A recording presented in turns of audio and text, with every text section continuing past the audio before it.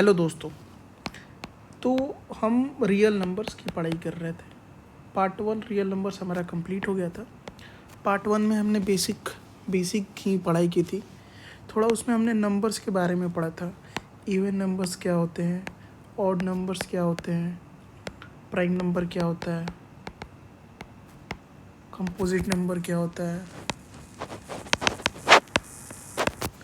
और फिर बहुत प्रकार के नंबर होते हैं। एक बार मैं रिपीट भी कर देता हूँ। इवन नंबर क्या होता है, number divisible by 2।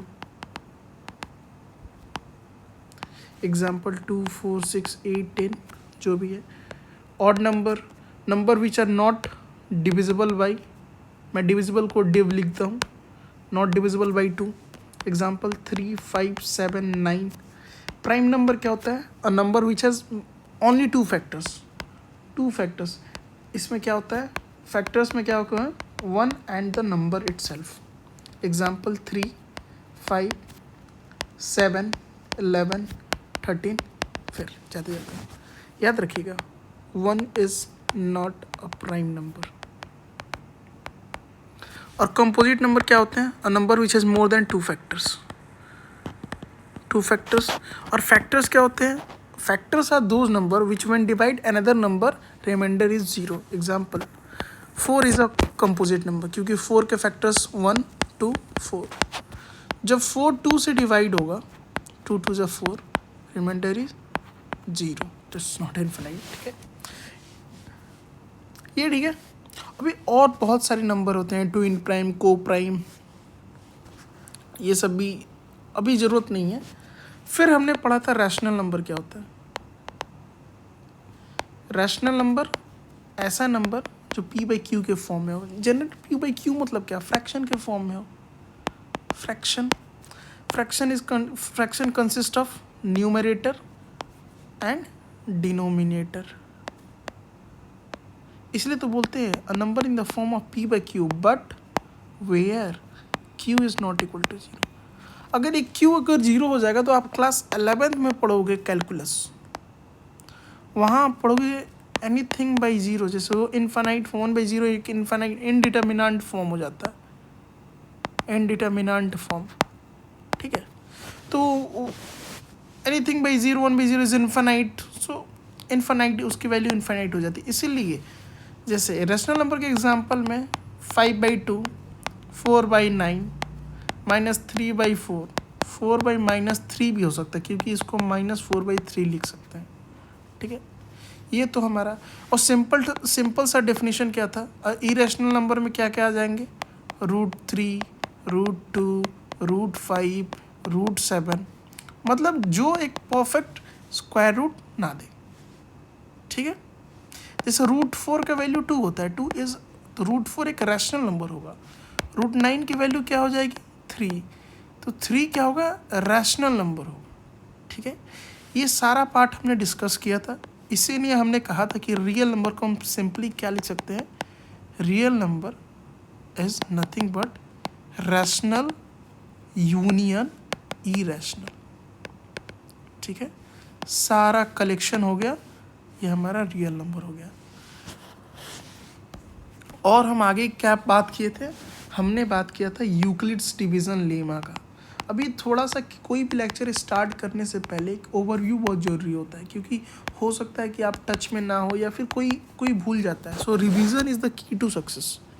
Being a student, one thing I can surely say, अगर आप रिवाइज नहीं करोगे, आप कितना भी आगे पढ़ लो, you will lose the concept, you will lose your marks.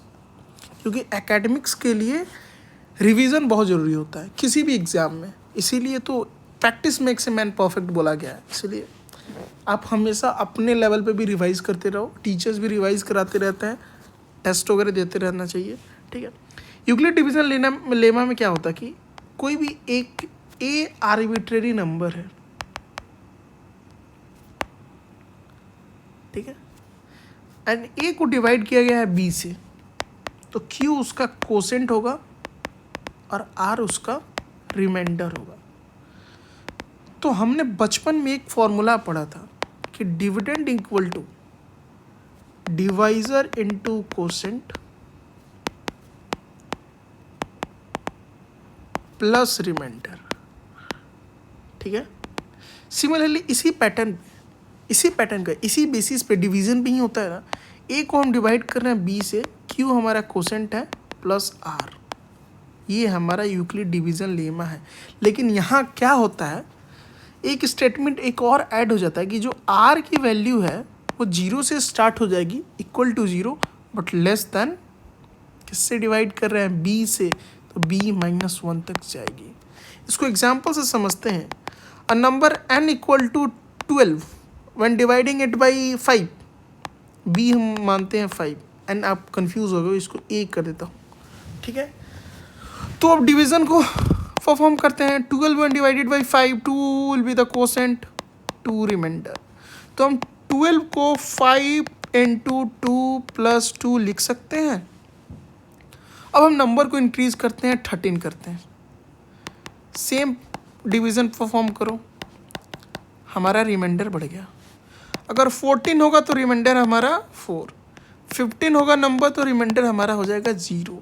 But when the number will B 16, 15 से बढ़ा गया तो रिमाइंडर हमारा 1 ही होगा। जो मैक्सिमम रिमाइंडर है वो हमारा जो डिवाइज़र है 5, उससे एक कमी हो रहा है। दैट्स वाई b-1 तक ही इसका रेंज होता है। समझ में आया? अब हम आगे की ओर बढ़ेंगे, ठीक है। आगे की ओर बढ़ेंगे, उसके लिए इंक कलर चेंज कर लेता हूँ मैं, क्लियरली दिखेगा। आज हम बात करेंगे एक एल्गोरिदम, यूक्लिड डिवीजन एल्गोरिदम्स की बात करेंगे। यूक्लिड्स डिवीजन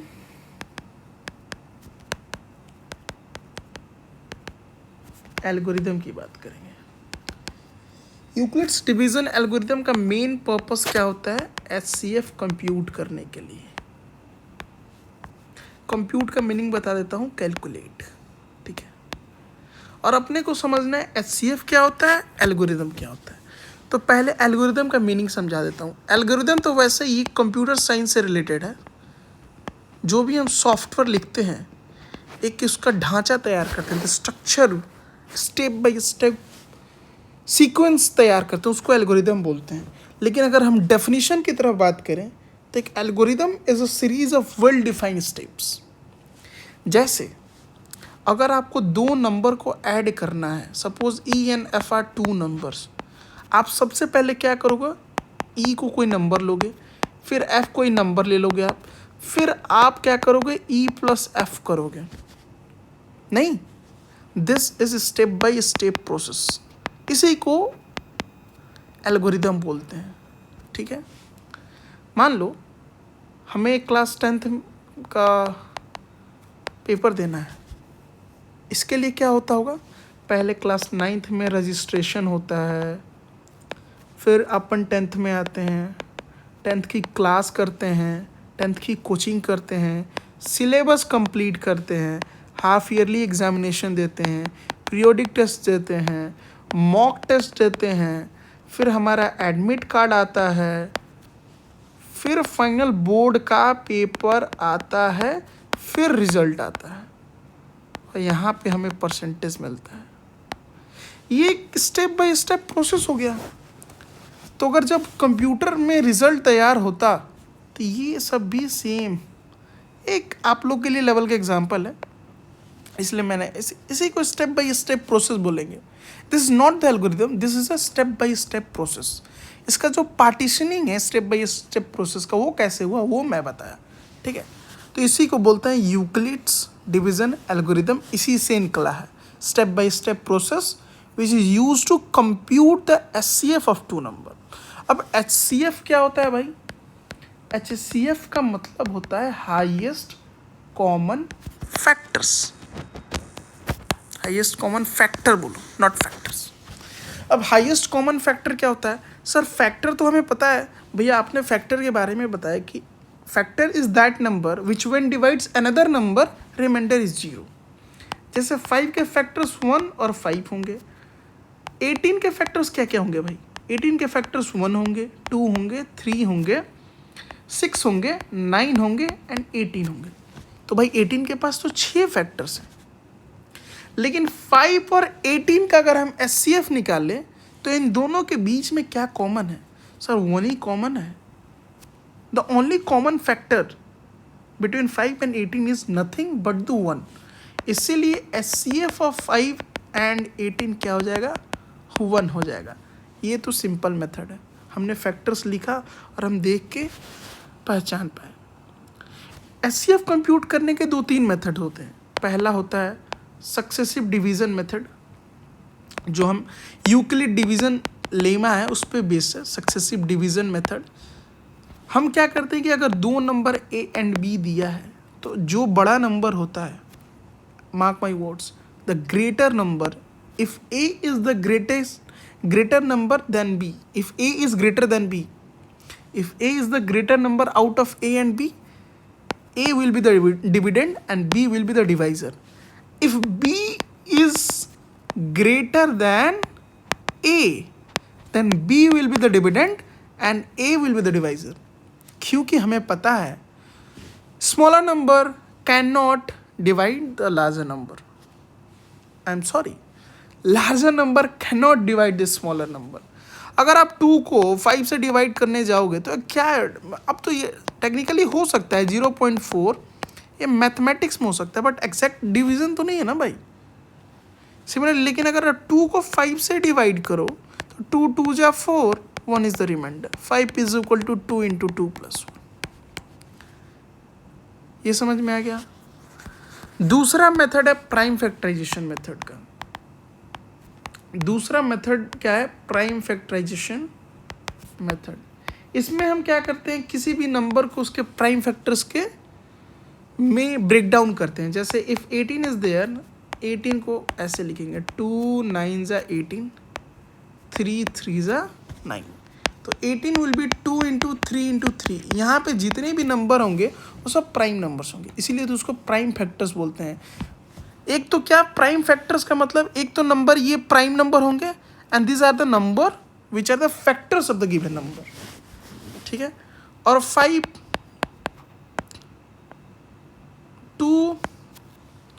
को क्या लिखेंगे हम? 5 1 जा 5, 1 5 जा 5 कर लो, 1 into 5, but 1 is not a prime number, इसीलिए HCF कुछ नहीं होगा तो फिर 1 ही हो जाएगा। ये प्राइम फैक्टराइजेशन को आगे बात करें, जब मैं LCM की भी डिस्कशन करूंगा ना तब प्राइम फैक्टराइजेशन के बारे में ज़्यादा बात होगा, ठीक है। अब समझ में आया?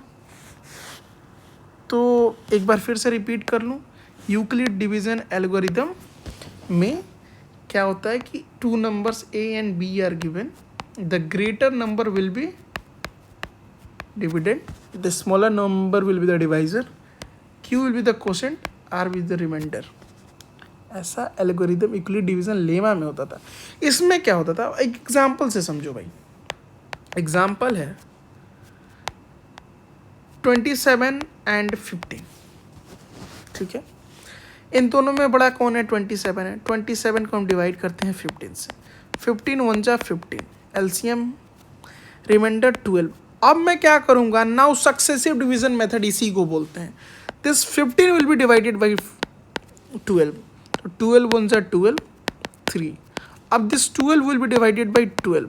ये कब तक डिवीजन करते जाएंगे? जब तक रिमाइंडर 0 ना आ जाए, ठीक है। 3 4 जा 12, 0 आ गया।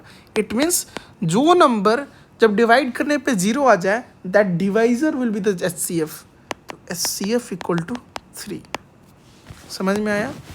अब इसको प्राइम फैक्टराइजेशन से अपन करते तो 27 को 3 इंटू 3 इंटू 3 लिख सकते हैं, 15 को 3 इंटू 5 लिख सकते हैं, टा टा टा टा। समझ में आ गया? तो HCF 3 है। समझ में आया? एक और एग्जांपल दूं।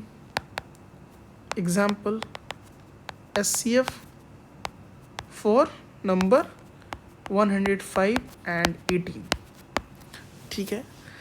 105 को जब हम 18 से डिवाइड करते हैं, 18 1 जा नहीं करेंगे भाई, 18 5 जा 90, 15 रिमाइंडर बचा। सक्सेसिव डिवीजन 15 1 जा 15, 3 15, 3 5 जा 15, again 3 will be the HCF। समझ में आया? आपको ये अगर नंबर देख के पता नहीं चल रहा है कि कौन सा नंबर किससे डिवाइड करेगा, तो इसके लिए डिविजिबिलिटी टेस्ट पढ़ना होता है। वो मैं थोड़ी देर में बता देता हूँ, पहले ये टॉपिक कंप्लीट कर लेता हूँ, ठीक है। अब आगे चलते हैं। क्वेश्चन है, हम एग्जाम्पल है, यूज यूक्लिड्स डिवीजन एल्गोरिथम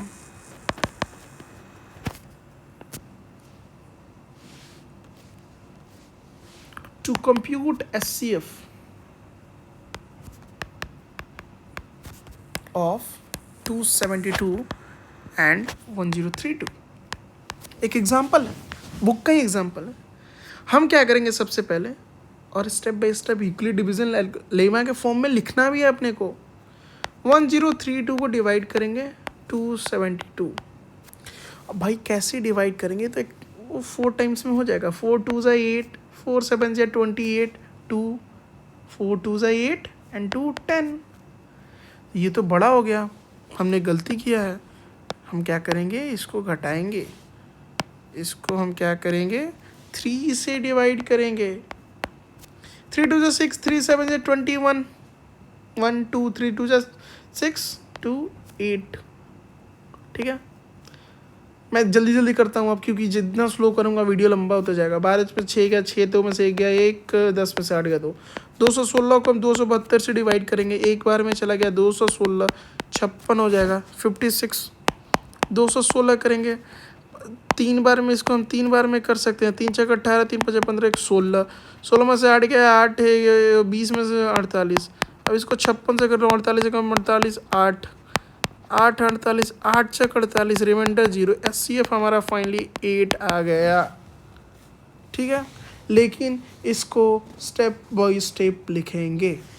पहला स्टेप हमने क्या किया, step 1 is like we have divided 1032 by 272, the quotient comes to be 3 and the remainder was 216. Now step 2, 272 when divided by 216 into 1 plus 56. Now step 3, 216 when divided by 56 into 3 plus 48, ठीक है। Step 4, 56 when divided by 48 into 1 plus 8. Step 5, 48 equal to 8 into 6 plus 0, remainder 0 आ गया। इसका मतलब जो divisor होगा, the divisor is equal to HCF। So finally 8 is the SCF। देख लो ध्यान से एक बार। तो 5 स्टेप में हमने इसको कंप्यूट कर लिया है। So I change the colour, so this is my favourite colour, see. This is your Euclid's division lemma और एल्गोरिदम, ठीक है। इसी को बोलते हैं सक्सेसिव डिवीजन मेथड, ठीक है। अब जल्दी जल्दी काम करते हैं, अब आगे बढ़ते हैं। एग्जाम्पल 196 38220, इसका SCF कंप्यूट करिए फटाफट जल्दी जल्दी। तो 38220 को 196 से डिवाइड करेंगे। नंबर बड़ा है भाई, 1 बाई 1 करते हैं। 196, 12 में से 6 गया 6, और 37 में से 19 गया 18, ठीक है चलेगा, ये चलेगा। अब इसको कैसे करेंगे, 19 25 50 14 33 52 19 52, 8 बार में ले जाए क्या, 9 बार में ले जाते हैं। 9 6 के 54 के 4 हाथ में लगा 5 9 9 1 9 9 के 54 के 4 9 9 81 85 8 9 कम 8 17, ठीक है। 12 में से 4 गया 8, 15 में से 6 गया 9, 15 में से 6 गया 9, और मेरे हिसाब से 12 में से 4 गया 8, 15 में से 6 गया 9, 17 में 17, 98 इज सही है। 1980 आ जाएगा, 5 बार में जा सकता है। 19 25 95, 6 25 30, 980, ठीक है खत्म। भाई ये तो एग्जैक्टली डिवाइड कर दिया, तब क्या होगा इसका SCF? इसका SCF 196 ही होगा। क्योंकि 38220 को आप 196 इंटू 195 लिख सकते हो, नहीं लिख सकते हो या नहीं लिख सकते हो? अब देखो ना 200 गुणे 200, तो इसीलिए हाईएस्ट कॉमन फैक्टर तो आपका आ गया ना। स्टेप बाय स्टेप आप लिख लेना। लिखना क्या है, स्टेप 1 ही हो गई है, काम खत्म।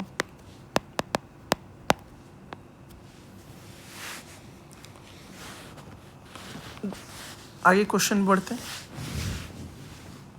एग्जाम्पल 1032 और 55।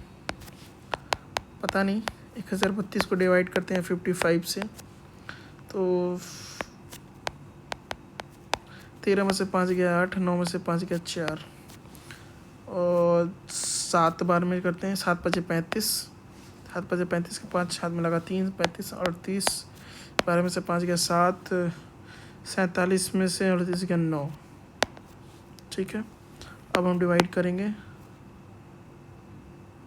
हमने गलती किया ना, हमने गलती यहाँ किया, थोड़ा बैक जाते हैं अपन। हमने गलती वहाँ किया यार, कैलकुलेशन में थोड़ा बहुत गलती हो जाता है, कोई बात नहीं। ठीक है ठीक है ठीक है ठीक है, कोई बात नहीं, गलती हुआ तो रिकैलकुलेट करेंगे ना भाई। 13 में से 5 गया 8, 9 में से 5 गया 4, 8 5 13 5 4। ठीक है, इसको हम 8 बार में कर सकते हैं। अरे यार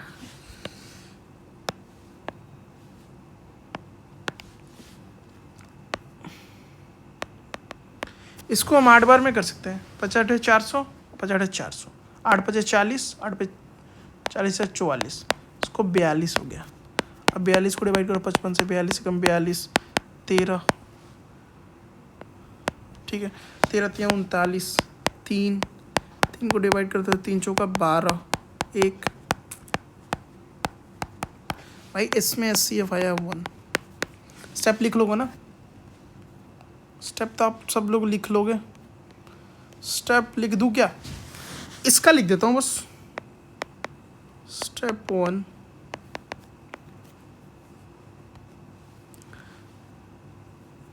step 1 1032 equal to 55 into 18 plus 48। इसको डायरेक्ट लिखो, गलती कर रहा हूँ। इसको लिखो 1032 इक्वल टू 55 इंटू 18 प्लस 42। सही है, समझ में आ रहा?